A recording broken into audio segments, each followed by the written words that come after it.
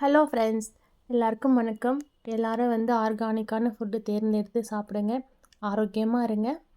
இது என்னென்னு பார்த்தீங்கன்னா, அன்னைக்கு போன வீடியோவில் காட்டின பட்டாணி செடி அழகாக வளர்ந்துடுச்சு. பட்டாணி மைக்ரோ கிரீன்ஸ் இது இன்றைக்கி அறுவடை பண்ணி சமைச்சு சாப்பிட போகிறேன் நான். அடுத்து 2 நாள் முன்னாடி விதைச்ச கோதுமை புல் இதுதான் அழகாக வளர்ந்துடுச்சு. இது ஊற வச்சு அதுக்கப்புறம் முளை கட்டி விதைச்சிருக்கேன். ஒரு ட்ரேக்குள்ளே கொக்கோபீட் எடுத்து விதைச்சிருக்கேன். இவங்களும் எல்லோரும் அழகாக வளர ஆரம்பிச்சிட்டாங்க. அடுத்து இன்னொரு ட்ரேயில் வெந்தயம் அப்புறம் முள்ளங்கி விதை இது ரெண்டையும் ஒரே ட்ரேயில் பாதி பாதியாக போட போகிறேன்.